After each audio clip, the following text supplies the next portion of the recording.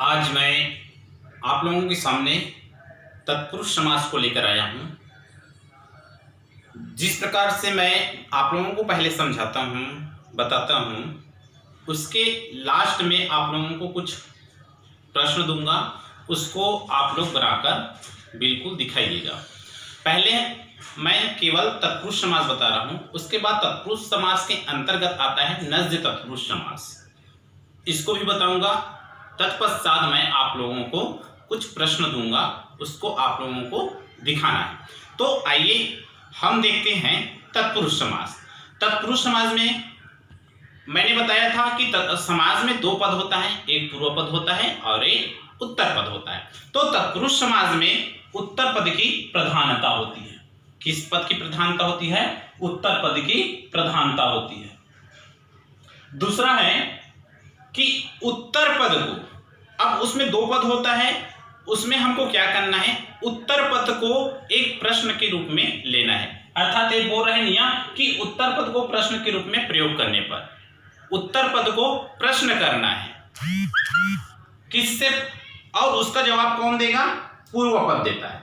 अर्थात उत्तर पद को हमको प्रश्न करना है और उसका जवाब कौन देगा?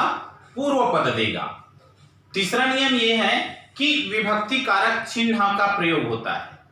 अर्थात जब हम विग्रह करेंगे तो उसमें विभक्ति कारक चिन्ह का प्रयोग होता है। आप लोगों को बताया था कि विभक्ति कारक चिन्ह क्या होता है। जैसे कर्ता ने कर्म को करण से, जो प्रथमा से लेकर सप्तमी तक उसका विभक्ति होता है, कारक चिन्ह होता है।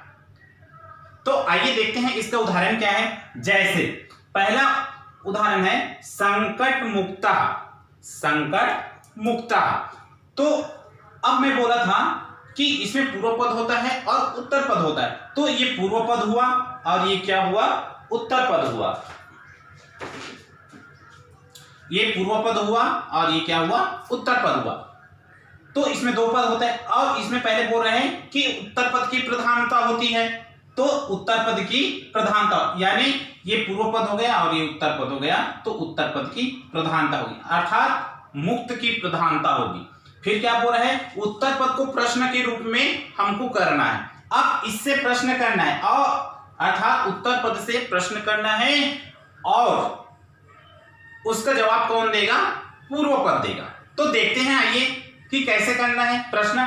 तो संकट मुक्ता, तो हमको उत्तर पद से क्या करना है? प्रश्न करना है। जैसे किसका मुक्ता? नहीं जम रहा है। किसमें मुक्त? नहीं हो रहा है। किससे मुक्ता? आ रहा है, जम रहा है ना। तो किससे मुक्ता, अर्थात उसका जवाब सटीक होना चाहिए, उसका जवाब सही होना चाहिए। तो किसमें मुक्त? इसका तो ये नहीं बन, सटीक नहीं हो रहा है ना। तो किससे मुक्त, अर्थात किससे मुक्त? संकट से मुक्त। तो संकट से मुक्त अर्थात पंचमी विभक्ति आ रहा है। क्या विभक्ति आ रहा है? पंचमी विभक्ति आ रहा है। तो संकटात् मुक्ता।